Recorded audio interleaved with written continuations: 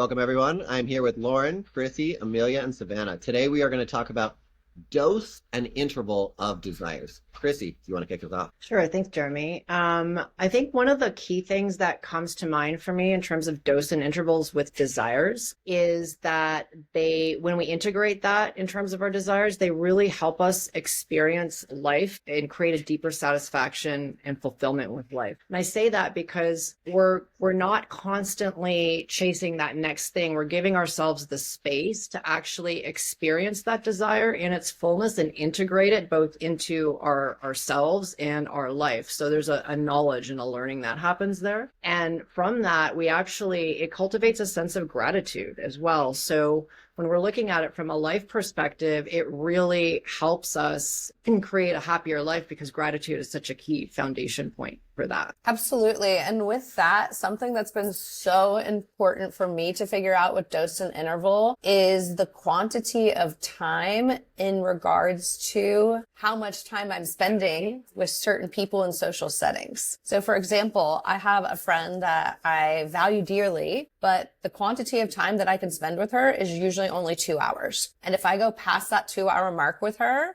I get very overwhelmed and it's just too much. So I figured out with that friend, all right, I need a start time and I need a stop time, a hard stop time. And she needs to know that at the beginning of what my stop time is so that I can have my 2 hours with her, feel complete on my end, but not overwhelmed or too much. And interval wise, this is someone that I feel best when I see them once a week for that 2-hour interval. Well, Lauren and Chrissie, were there like ways that you guys figured out what those intervals were? Like, I feel like, maybe you could do some A/B testing, not just like with that person in particular, but like you were saying, the things that you care about. Like sometimes you can like be in the moment and maybe you sort of lose track of time. But yeah, what did you guys do? For me, with that particular person in my life, there were times where I was spending 3, 4 or more hours with them. And afterwards, I just felt drained. I felt exhausted. And I was like, why do I feel this way? This is someone I really care about. What's going on? And I analyzed just the flow of when we're together and what happens.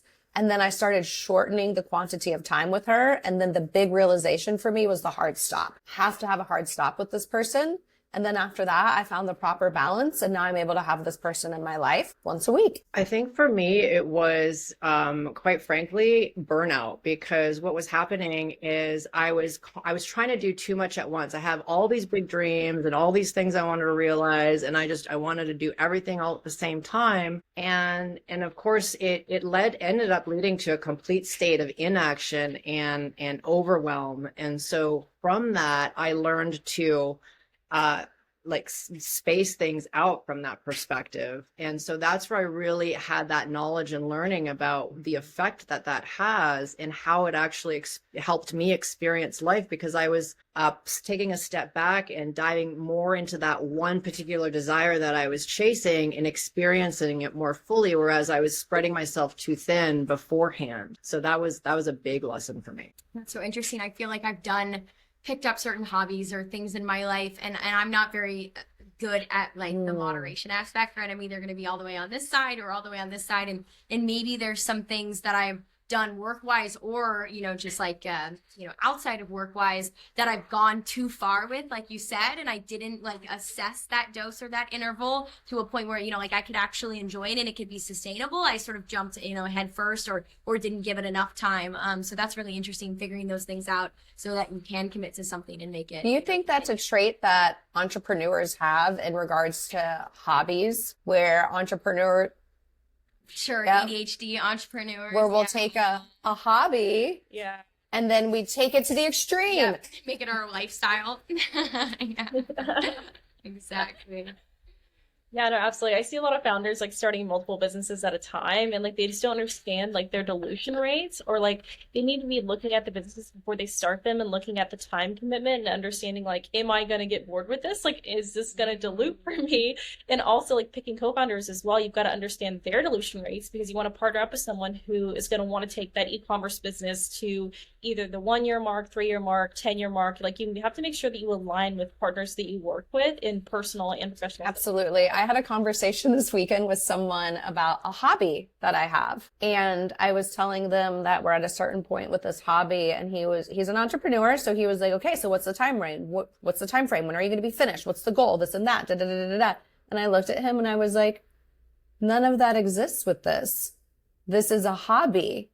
And for me, that was a huge learning experience because I can take a hobby and put strategy behind it, put goals, put dates, put this, put that. And then I'm like, I just turned this into a job. I just turned this to a business. And we need to have proper balance with that. And so for me, that's actually been one of the hardest learning lessons through my journey is like, this is a hobby and it's allowed to be fun and enjoyable when I want to do it, not when I need or have to do it with a goal and a time frame. Yeah, I think being able to list out your desires, like everybody listing out like your 5 to 10 desires and understanding what is the dose that I need this desire and what is the interval, right? Like I can say, I want to go snowboarding, and this is for partner selection, co-founder selection. This is for understanding self.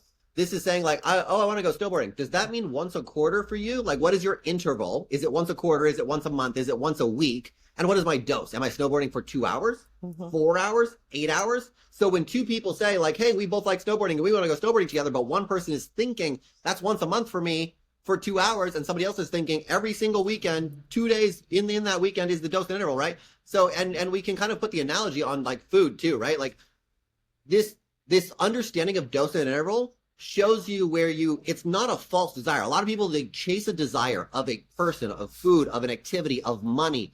Some people are pursuing careers and things for 10, 20 years, and then they think that's going to make them happy. And really, they just didn't understand there was a dose and interval that they needed of that thing.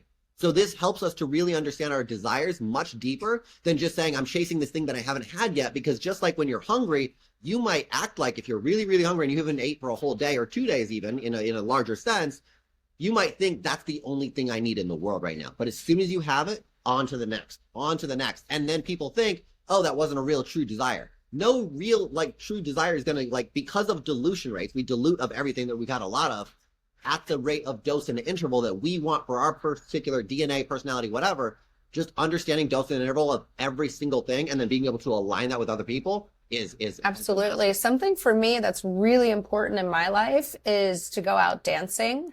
And I can tell when I get like the itch, I get the desire to like go out dancing if I have not done it in the quantity of time that I need to do it. And then with that being said, something that people observe about me because of the content I put on social media, they're like, Lauren, you're out and about all the time. You're always doing these things. You're everywhere, blah, blah, blah.